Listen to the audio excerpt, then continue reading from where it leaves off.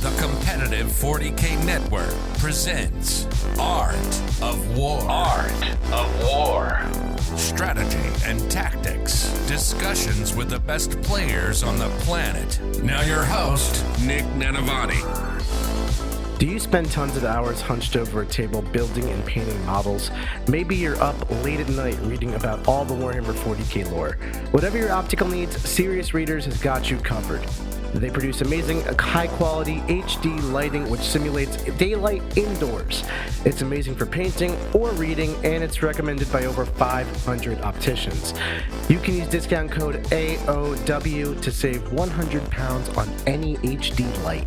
That's over $100. Visiting landing page seriousreaders.com/AOW. That's seriousreaders.com/AOW. With the discount code AOW, there's a link below in the description of the podcast episode. Hello, everyone. Welcome back to another episode of the Art of War podcast. We are joined by a very, very special guest, a good friend of mine, one of my former coaching clients, and one of our now established teammates, Kasra Houshidar. Cass, how are you doing? Nick, I am doing so great, thanks. Thanks for having me. That's awesome. I'm really happy to have you because you just came off of an amazing performance at the Battle for Salvation team tournament. And that's what we're going to be talking about today, folks. We're going to talk about Cass at the Battle for Salvation team tournament, what army he took, how it worked, how the whole team operated, kind of his journey from like a fledgling student to now playing at a professional team level, and what that's all like at the professional team level. You know, like how do you do pairings and how do you identify roles with the team, what Cass's role was, how his list operated within that spectrum. We're going to talk about teams. We're going to talk about Cass's army list. We're going to talk about how it works together. And then in part 2 of this episode, we're going to talk about all of the different tactics that he used, the minutia, the actual games he played in the tournament to get the points that were needed. And man, did Cass perform at this event. So if you're interested in hearing about that, you can subscribe to our Patreon, patreon.com/AOW40K, get access to this part 2, along with 230 plus other episodes and access to our amazing Discord server where you can actually talk to Cass directly. So Cass, are you excited? I'm so excited. I'm very excited. So I want to hear your story from your perspective, Cass. How did you go from literally fledgling student to playing at this level? And what has that journey been like? So, I mean, it kind of started from, second edition when I was a 9-year-old kid who just bought the box set. And really, like, over the next couple decades, I played very much casually. I think I went to, like, one charity tournament a year for fun, but I was never playing at a competitive level until I would say just post-COVID. I kind of took my time. I painted up my Ultramarines to my very high standard and was like ready to hit the ground running.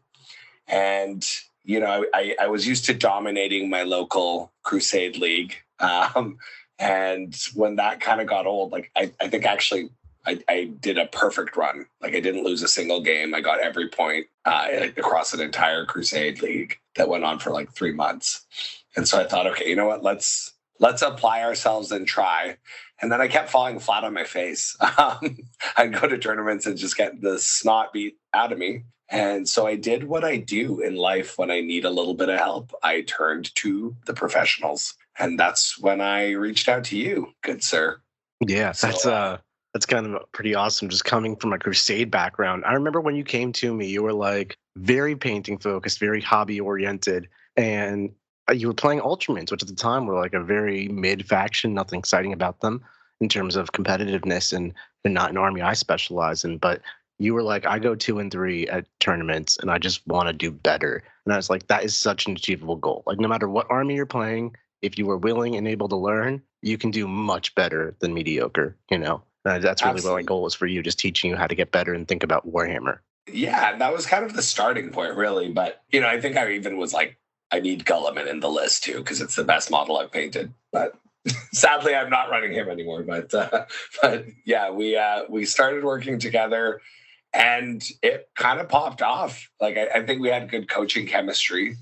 I think that's important to note. Like, it takes the right kind of person. And for what drew me to you as a coach was your little blurb you had written about yourself was really that you like a toolbox army. And that's how I think about this game. And I have since also kind of had a lot of conversations with John. I mean, this list was his baby when it kind of started in its first iteration at the World Championships. But it's that toolbox mentality, and when we dive into the list, like you'll see that that's kind of what I've continued with. But yeah, I ended up getting second best overall at Kansas City my first year of competitive play. And that was when I met Andrew Gagnon, who we were nerding out about painting and color and lighting and all that good stuff. And I remember you walked by and he kind of looked at you and said, "Why is he not on the team? We need another good painter." I was, shocked to say the least. I had no... at the time, I would have called them delusions of being invited to join Art of War, but hey, there it was.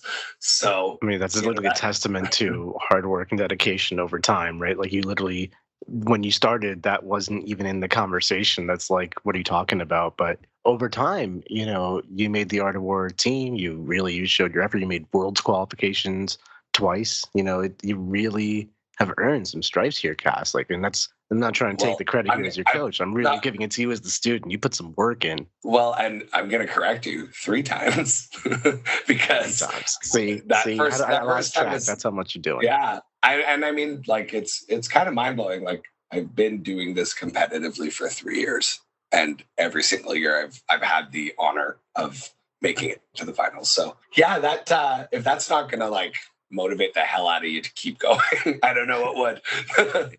That's awesome. And now you're the coach or on the coaching staff of Team Canada. Congratulations on that as well. Thank you very much. And yeah, I mean, teams is a hell of a drug.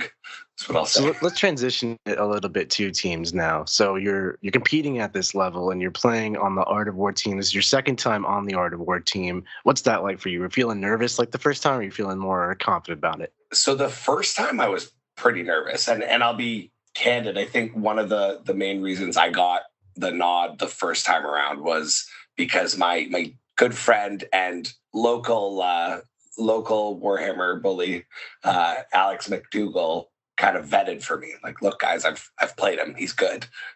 He's on the Art of War. He's someone we should look at bringing. So I know that like that got me kind of looked at by the team, and so the first time I came out on a team tournament with Art of War, I was nervous. Like, that's a lot of pressure going from being just a local player that, I have the respect of my locals, but no one really knows who I am outside of painting, to being like, yeah, I'm rolling dice and I'm going up against the likes of Cameron Pinero and like Mark Perry and, coming out on top or tied, So that was a lot. And John actually gave me a really good speech that like pumped me up. And basically he told me, listen, it's not an accident that you're here. You belong here.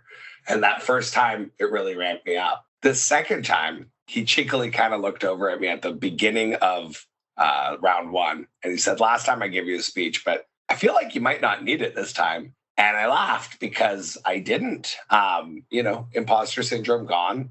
I kind of feel like, hey, I've earned my spot on this team, and I know I'm going to do what is needed of me, and I'm going to pull my weight. So it was nice not having that imposter syndrome for a change. That's awesome. I'm really happy for you on that because, that's something that, I even struggle with at this level. It's, every time I get a new achievement in Warhammer, I'm like, how the hell did I get that? And it's crazy that it never stops. It actually only compounds the higher up you get. But, in that sense, I'm sure a lot of players might feel that, not even in Warhammer, but in life. And I'll say, like, it doesn't go away if you're doing it right, because like you're constantly challenging yourself. I'm very thankful and happy I made it on as a coach and as a backup player for Team Canada, but like I didn't make it as a starter. Part of that was me putting myself in a really competitive teams environment and playing against the best of the best. And, you're going to fall flat on your face every now and then. I wouldn't even say I fell flat on my face, but you're going to fall flat on your face if you are pushing yourself. Yeah, and absolutely. That's how you get better. And so, a little bit of imposter syndrome to kind of help fuel yourself through those uncomfortable growth moments. And you end up on the other side a lot better for it. Right. So I love that journey for you, like, literally not meeting your own expectations of trying to become a starter for Team Canada, but then taking that, still becoming the coach, being a good sport about it, help the team any way you can, and then come down to Art of War team tournament, or the BFS team tournament, I should say, and kick major ass with Art of War. And that's awesome because you get like a great experience. I mean, you played some members of Team USA while you were there and plenty of other great players. Like you had a weekend. But we'll cover all those details in part 2. I want to shift the focus a little bit more to kind of your role and how your army got selected for the team and then what that was. So when we were selecting our team for Battle for Salvation, we were like, Cass, to start, no questions asked here. But it comes with the caveat that Cass plays Space Marines, because Cass, you play Space Marines, Yeah. This is what you do. Yeah. But with that in mind, we had John, who's not going to play Space Marines, but obviously he can help work with you on Space Marines. And then Jack has a plethora of armies you could take, and no one else really plays Space Marines, no other army conflict. When we were giving you Space Marines there as like this is what you have as your field, go loose. What was your inclination for direction in terms of your role with the team? Like, were you defender, attacker? What was your job? And how did that help construct your list? How did that all come together? So one of the big things that I saw as my kind of role was to take certain matchups off the table for folks that didn't want them. The main one was one I actually ended up facing twice, which was the Grey Knights NDK build that is very common right now. In fact, I ran into almost the identical list, but we'll get to that later. Yeah, but 6 Dread Knights and stuff. It's crazy. Exactly. So that's not an army that every army can handle. So that was one that I had played similar lists before. And I did end up getting some good practice against specific lists I was concerned about. But that was a main sort of thing that I saw was I'm here to neutralize lists like that, lists that are finesse based like Eldari and things of that nature that are going to give other folks on the team some trouble. So one thing I could rely on, which most people don't get to, is that you were doing the pairings. So that helps because, like, honestly, it was quite cool watching you in action. And I mean, like, and being behind the scenes in the hotel rooms leading up to the event, like. I want to hear this from your perspective, Cass. What is it? So pairings, you've been on other teams before. This is not Art of War's first team tournament, so pairings at a more professional level is a little bit different. What are the compare and contrast that for me? Well, I mean, I think that most people have an idea of how a pairing is going to go. They've run through it once or twice, and I would say it's not easy to trap folks in pairings, but if you haven't run through every possible scenario, you can get caught up. And so it was interesting watching us kind of at least verbally walk through all these different scenarios. At one point, we had Robbo, who's from the UK, run the pairings with a very different tact than, say, Richard was doing or John was doing. So we brought in other perspectives just to make sure there's no sort of blind spots. And it was really cool. It was really cool to watch that in action and see that, hey, we can get the outcomes we want if we play it this way. But so like just pre-practicing pairings the night before, you're talking about like as a team. Totally. And thinking of like, what are some wild things that the other team might do to throw a stick in the spokes?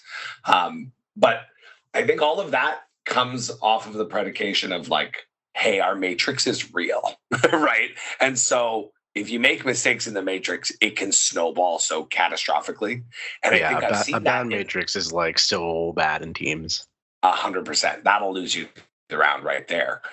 So it is reassuring that I know that, like, okay, the rest of the folks that are making this matrix are, Art of War coaches. I'm I can always like tag you or John and be like, hey, especially John, he knows this army and knows the matchups well.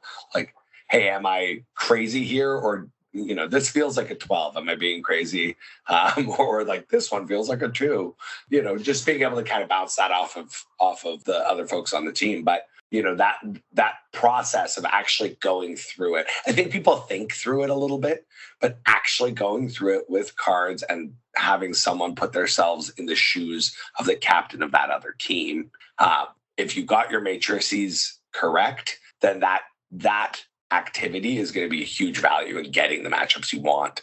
Yeah, it definitely was, and I never felt as a team as though we were underprepared for the pairings process. Like, we took 2 draws during this team tournament, but I never felt like the pairings let us down on that one. No, I mean, we took 2 draws, but both of those teams were absolutely world class. So it's right. There were no easy rounds in this tournament. No, there weren't.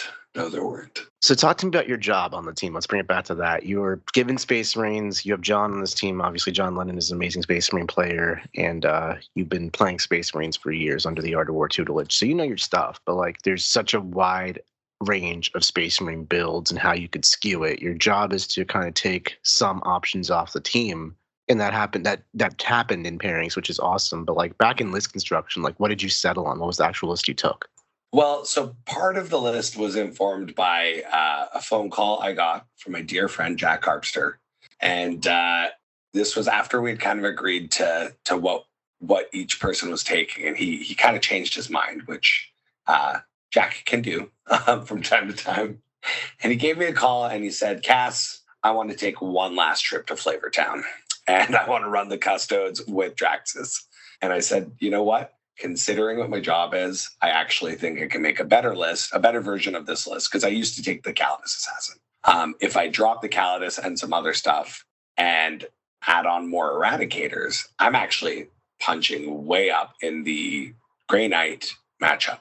Right. Now you're skewing a little bit for anti-tank, which is becoming a thing lately. Exactly. And one matchup that I ended up facing as the exception, those Eradicators really served me like tremendously.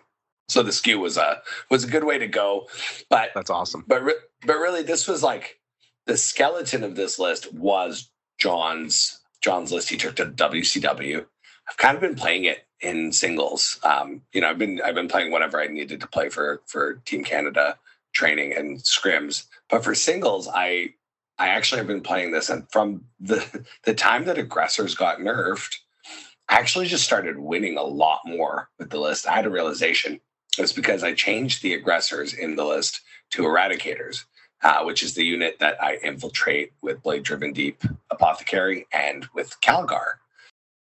Can you just run through the list like top to bottom for context, sure. And then we'll get into how it all works together? Sure thing. So I've got an Apothecary Biologis with the Blade Driven Deep to give infiltrate to a unit. Got Marneus Calgar and his Victrix card. They are in a unit of 6 Eradicators. And then I've got Uriel Ventris, who is there to give deep strike to the Centurion Devastator squad. That enables me to uppy-downy them anywhere I want with no strings attached. Uriel sits in with his company heroes. I've got the 6 Centurion Devastators that were aforementioned. And then I've got, in addition to the 6-man Eradicator squad, I've got 2 3-mans that I tend to put in reserve, and then 2 6-man Plasma Inceptor squads, a unit of Infiltrators, and then 3 Scout squads. That's the list.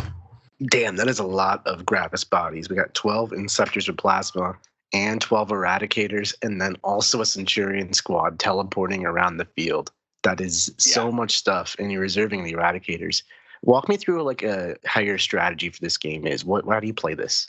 So that's the cool thing about this army. It's so different depending on what scenario I'm playing and what opponent I'm playing. But generally speaking, Calgar's unit is there to buy me time and buy me respect and buy me real estate. And when I say that, I deploy him last. I'll deploy all my scout squads first, especially if my opponent has infiltrators of their own, just in a way to kind of clear out space and make sure that I've got a nice place where I can stage Calgar's unit.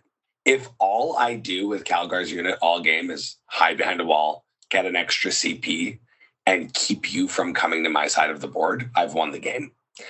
So that's a big part of my list. And if you rush me, I mean, sometimes Calgar dies, sometimes he doesn't. But that unit can do a lot of damage as well. So that's kind of like the main anchor. Beyond that, I use the infiltrators and the company heroes to keep you out of my backfield, whether I'm straight up just screaming you out, or I'm putting something durable like a Space Marine captain and a company hero squad on a backfield objective. Like if you want to get that from me, you've got to dedicate real resources, and most people don't have the real resources to dedicate.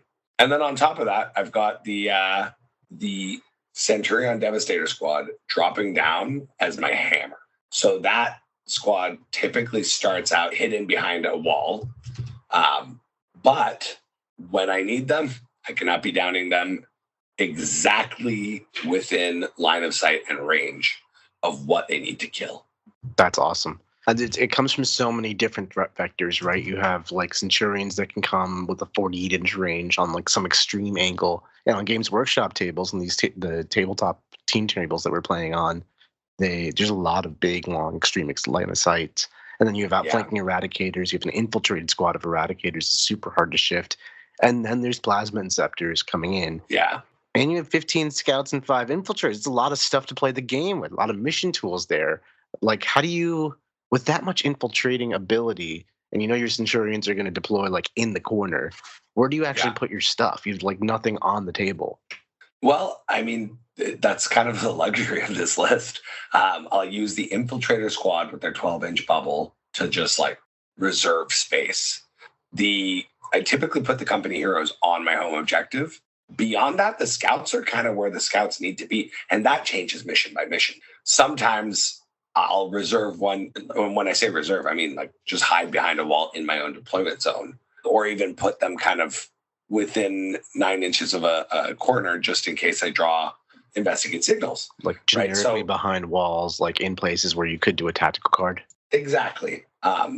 Or if I'm being aggressive with that Calgar unit, I will have one scout squad nearby ready to ensure I'm not getting charged. And when I say that, I use the calculated feint stratagem with the scouts because they move 6 inches if you charge them rather than D6. And I will actually use that to intertwine their movement into the Calgar squad if they're getting charged, which automatically makes them fail the charge. And let me make sure I understand that right. Yeah, sure. Your opponent walks up to your scouts who are infiltrated in midfield, maybe behind a wall so they couldn't shoot them. And you're like, I'm going to charge these scouts. Free lunch money. And then you spend a CP and the scouts move 6 inches into, like, intertwined, as you said, with your Eradicator, Marneus Calgar, infiltrated Eradicator squad. Mm-hmm. And then because they only declared the scouts as a charge target, presumably, they can't engage the scouts without engaging the Eradicators, so failed charge. And if they somehow declared both, you can just move away from the Eradicators. Yeah, exactly. And at the beginning of every game, I will like physically demonstrate this with models because it is a bit janky, and I want to make sure I'm not gotchaing people. But basically, if you declare the scouts, and I do this, you can't, as long as I'm still within 12 inches, I'm technically declarable, so you don't get to redirect your charge elsewhere. It's a tactic, Cass. This is why you're on the Art of War team, by the way. Yeah, this is a brutal one. But again, I will actually underscore, I think this is why I'm on the Art of War team, because I will explicitly explain that to my opponent right at the beginning of the game. And anytime they're about to make a charge, I remind them if I have a CP. That's the standard right there. We don't do gotchas. Yeah. Absolutely. I appreciate you upholding that. I mean, I wouldn't be on the team if I didn't. Absolutely. So that's just one of the many, many, many tricks in this army. And we're going to kind of walk you through it. But like, what are your play patterns with it? I know it keeps changing game by game, mission by mission. And that's exactly what we're going to talk about in part 2. But by kind of giving away some playbook techniques here, what do you do with this? I mean, honestly, I will happily sit behind walls and use my scouts to just score my secondary points until you come to me. And in fact, one of my games was a really good example of like, sometimes my opponent doesn't realize till like turn 2 or 3, like, oh shoot, I'm losing this game. Because I'll do the math. Like, and there's the odd case where I need to be the aggressor in the situation. But I typically find that because I have so much trash, I have the ability to move my stuff exactly where it needs to be. I'm not too worried about, increasing the tempo of the game.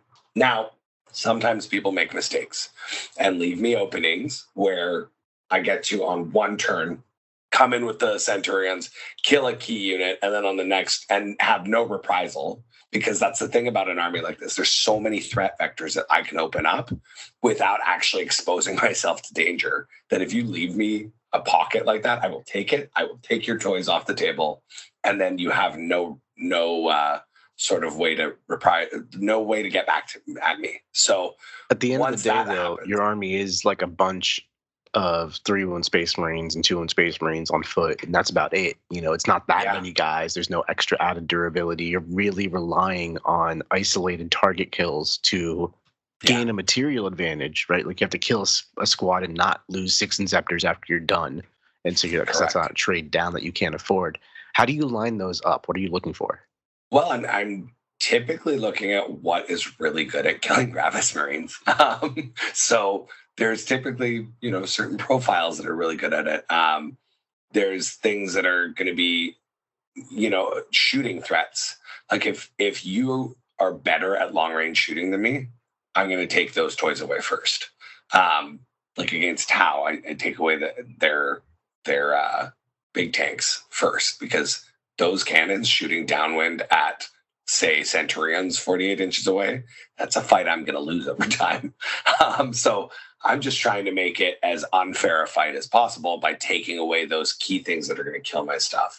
Against more aggressive combat-y type armies, I'll often use those scouts to kind of present that charge that I know I'm going to make you fail, as one of the few options to kind of hit me back. But oftentimes it's just a matter of like opening up real estate so that I could drop those Inceptors down too. It's funny. I get this feeling that I'm losing every game, like without fail. And then I have that moment of, oh yeah, Plasma Inceptors. That's where most of my army is. Yeah. And that hammer falls hard. I have tabled people in 2 turns when they have not properly screened out and have given me the opportunity to open up a home in their backfield. And honestly, sometimes that, you said the thing about like not wanting to trade down with 6 Plasma Inceptors. I have won games because I've thrown 2 units of 6 Plasma Inceptors in the corner, and not in this tournament, but in the past, and like a Custodes army basically turned around and went into their back corner to try to fish these guys out, and that won me the game right there.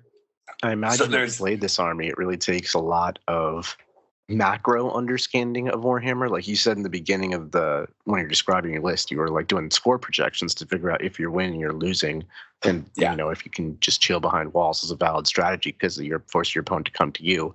Even doing that is very difficult in 10th edition, with tactical cards being such a random factor and whatnot. But then where to put your units, when to put your units, how to manage CP while scoring primaries and secondaries and getting these isolated kills, as we start talking about, or when to trade down. Like, that's so much to juggle, Cass. And I know that that's what you love and it's your play style and you're very practiced, but even as your tutor, right? Like as a professional player, I'm thinking about this. I'm like, this is a lot of stuff to think about. How do you break it down? I mean, so much of this is in my muscle memory at this point because like reps matter so very much in this game. But that being said, I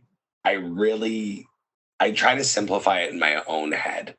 And what this army is about is tempo. And sometimes, more often than not, it means that I'm trying to slow the tempo of the game. I want to play 5 rounds of Warhammer with you. And if you try to push that, that's how I lose, is when people kind of like just come at me with everything they've got, because I don't have enough firepower to kill everything all at once. What I'm really good at is picking apart your army. So I want that 5 rounds. Sometimes, I will see an opportunity, and I'll be candid with you. Like, I do the math. I have spreadsheets on my phone of like how many wounds I can expect on X unit from my list shooting X defensive profile. Like, I'll look at it in the middle of a game and be like, okay, if I actually want to kill this unit, it might happen with these 2 units shooting. I'm going to have this third one as an insurance policy. So like, I do the math. I use that as a tool. I use the reps as a tool, and I keep momentum top of mind. If you're trying to speed it up, I'm trying to slow it down. If you're happy to slow it down, I'm going to start throwing wrenches in your plan. So it's and I think that's why I enjoy this. Like, people get a lot of army ADHD, I'll call it, where they get bored of a list and they'll change it for the sake of change. I have found this list to be so deep and so fun to play again and again and again, because no two games are the same. I love that for you. That's exactly how I feel about my demons. But this is like a much stronger, shootier version of demons in that sense, where you're up and down and you're all over. And there's so many cool tactics you have here. What is your plan for holding primary? Like, getting 5s on your backfield is not the challenge, but anything beyond that is like holding the Space Marine bodies. Well, I find that the Calgar unit tends to be very clutch to my primary plan. Like, if I lose it early, you can generally tell, because my score sheet might still be a winning score sheet, but most of my points are in secondary. So that big brick is a big part of my center board presence. Where are you looking to put it on the table? Like, if there's ruins in midfield in the center, and then the left side and the right side, one's closer to your opponent, one's further. Like, how do you identify where to put it? Depends on the army I'm facing. Like, if I'm facing Eldar well, actually, Eldar can go either way. If I'm facing Guard, let's say, I'm going as close as possible to having a firing line into their indirect, although post-slate we might see less of that. But I'm trying to be close to them, because the threat... Trying to push with them, like really get aggro on them. Exactly, because the threat that Calgar presents is much bigger up close in that case. But against something like, I don't know, Black Templar Gladius or like World Leaders, something that wants to close that gap, I'm going to be a bit farther away. I'm going to respect their movement. I'm going to respect their combat ability, and I'm not going to want to get charged turn 1. So I'm going to be a little bit farther away, but I'm still going to be near that center board. And a big reason that I can do that without it being borderline suicidal is that unit of scouts, or those sometimes 2 units of scouts, that I will use to leverage calculated feint in such a way that avoids the main unit getting charged. Now, I'll let you charge my scouts. I might even calculate in feint, so you can charge my scouts, but you're going to be in the open, because I've moved 6 inches into the open, and now your charge is only a 3-incher, and you're going to kill that scout squad. But then on my turn, you're standing there with an important unit that has all these guns drawn on it. When do you bring this unit out to play? Are you always waiting for like turn 2 where all the Inceptors come in and like one big, your army shows up and gets the first shot off and your army is now crippled type of move? Or are you trying to play with it in some other capacity where it's like doing just its own thing? Honestly, in a perfect world, I don't even use this unit. And I know that sounds insane, considering there's so many points. You heard me damn well. I'm going to make that the title of this episode. In a perfect world, all that unit does is occupies space and stands behind a wall and tells you that you're not allowed on my side of the board. If you don't challenge that unit, I win. It's usually that simple. Basically, you've got it. So this unit is holding an objective and just keeping you honest. And you've got your home field set up. And your secondaries are just going to kind of happen through the nature of 3 scout squads, an infiltrator squad, plasma inceptors showing up, eradicators. You're good at secondaries. And then... Yeah. And let's be honest, sometimes I'll just mess with your primary by, say, rapid ingressing 6 inceptors onto an objective you thought was yours, but isn't. Yeah, I think it's one thing to like screen out 3 inches, right? Cover the puck, the center objective, so you can't just literally drop inceptors on my objective, the easiest contest in the world. But if you rapid ingress and then just move and shoot me, that'll probably contest the objective. That's not good. Yeah. And I mean, sometimes, especially in the back half of the game, it's hard. Like, you don't have the movement with that tattered remains of that unit to get into the center of that objective. And for a CP at the end of your turn, my Inceptor squad just got picked up, and guess where they're going?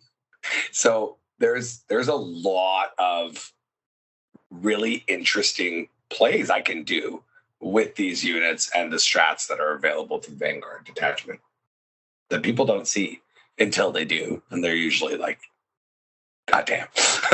Yeah, no kidding. So let me ask you this.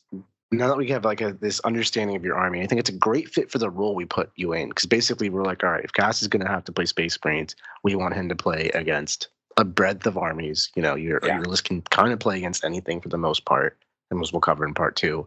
And you just take the bad matchups off the table. You know, someone's going to fall on the grenade, and you're playing a great army to do that, and you're a good player to do that too, because you keep your head up and you know what you're doing. So how did you find that role? And then within the context of pairings, what was our team strategy using you that way from your perspective? So I actually have realized through, scrims with Team Canada and other teams play, that's kind of the job I prefer. I am not a 20-0 kind of player 100% of the time. There are players that are like that, and that's just not my play style. I'm really good at keeping things close when I shouldn't be close, and kind of like surprising people, punching up, and really that fit this role very well, that skill set. And yeah, I watched it time and time again where the matchups, like looking at a matrix and realizing, hey, I'm one of 2 people that has rated this as a green pairing, or as a, hey, I think I got a 12 here. And I think actually at one point you were asking me like about why my score on a certain pairing looked lower than you'd expect it to. And I think I'd said to you, like, that's my floor. I'm not going below that. And except for one exception, I didn't, right? I brought exactly how many points I said I was going to, or there was upside. I think that might actually be, I've even talked about this with my boss before, but I work in sales. And so I have to do a lot of sales forecasting. It's the same muscle, Nick. So I gave you my floor of like, this is the minimum you can expect from me if you give me this pairing. And my floor on some of these matchups that were red for a lot of folks was a 10, maybe even an 8. Some of your floors were honestly wins too. Like, it's like the worst you can do is win. I'm like, all right, sold. Yeah, exactly. But those are ones where, I know the matchup inside out. And I think with an army like this, like, I cannot stress how important that is. And this is where I thank you because, unlike the majority of the team, I'm not a professional Warhammer player. Like, I sell software. I have a whole ass job on the side. But what that means is, yeah, I'm Art of War, so I'm in the war room. I'm getting all the great content you put out. But there's some matchups I don't have committed to muscle memory. And so when my pairings were a little bit off on those, where you could avoid it, you did, because reps matter and reps into certain lists matter. Like, I know how to take apart an Eldar list because I've played that matchup. Well, it also, if my job as the pairings person is to recognize that I have 8 different people giving me numbers here, and they all interpret things in their own way, where some people overestimate and some people are accurate and some people underestimate and some people don't know how to call anything. You have to translate that a little bit and equalize it. And then when you factor in, like, all right, have you played this before? Like, do you even know what you're talking about? Or is this just conjecture? That's a whole other factor. So, like, there's a lot of reading in between the lines of the Matrix, which I think happens when you really get to play with your team and understand your team. This is the first time you and I played together on a team tournament, so I was really excited to work with you on that side and get to know how you view pairings and how you do all that stuff and what your strengths and weaknesses are. That was really fun for me. But overall, you did great, Cass, really. Well, thank you. And again, you put me in situations where I could shine, so I'm glad I did. Wonderful. Okay, so I'm really eager to move this conversation to part 2, but I just have one more question for you, Cass. This has been an episode where we have largely talked more about teams and roles and development as opposed to just the lists and how it works and all that stuff. How do you feel about helping people understand teams more? Like, how can we help people understand teams and really show that this is like an amazing way to play Warhammer? Honestly, there's no replacement other than team events. Like, I didn't understand it I'll be honest, like I was a war room member. I was taking in all the content. When you guys were doing team stuff, I kind of just didn't watch it until I did my first team event. And that was like, holy crap, this is such a better and more fun way to play. And not to go off on singles play. I still love singles tournaments, and that is what I primarily have been doing. But there is something about a team tournament where, it doesn't matter if you personally win or lose, if you win your team the round. Like all of a sudden, every moment of every game matters. I mean, hell, in this tournament, right up to the bitter end, every single point mattered because we were tied with two other teams, and it was all based on tiebreakers. So in singles play, we kind of get to a point in a game where it's, yeah, okay, well, you've won, and depending on the tournament, like there will only be one undefeated, so it kind of doesn't matter. But in teams, every single moment matters. And I think we've seen a surge. I mean, at least even in Western Canada specifically, like I have seen a surge of team events happening and interest in team events happening. And I think it's really cool. There's like this energy that comes out with Teams Warhammer that is really, I often say like Teams is a hell of a drug because it definitely can bite you and get you hooked on it. And yeah, I couldn't recommend like Teams more. And honestly, if you're going to an event, you can look at other folks that want to go to that event and don't have a team and slap a team together. Even a ragtag band of players can do really well, as we saw with BFS Chimera. They were a team that was just kind of the odds and ends folks that were wanting to play, and they tied Art of War. They kicked butt. They did really well. So yeah, go out there and play more Teams Warhammer is all I can really say. Really well said, Cass. I mean, I could not have said it better. Everyone knows my opinions on Teams, but it's so great to hear someone else say it. Teams is amazing. Get out there and play Teams. I hope this podcast has inspired at least one person to go out there and make a team, play with the team, and get out there and try it because it is amazing. But join us for part 2, everybody. Cass, you've been an absolute pleasure to talk to. Part 2, we're going to resume our usual talking about the tactics. We're going to get into the nitty-gritty, the matchups Cass actually played, how he played them, how the hell did he beat 6 Dread Knights, and so many more things. How to play within teams and get your job done, all that good stuff. If you're interested, you can subscribe on patreon.com/AOW40K. It's $5 a month. You get access to part 2 of this episode, so many other episodes, and our amazing Discord server where you can not only learn about Warhammer, talk to some of the best minds in the game like Cass, like myself, but also we have a channel for finding team members. So if you don't know how to find team members, you want to go to a team tournament and give it a try, in that Discord, you will literally be able to connect with people. We cannot make it easier, folks. Get out there and try it. Thanks so much for listening, and we'll catch you next week. Like what you just listened to?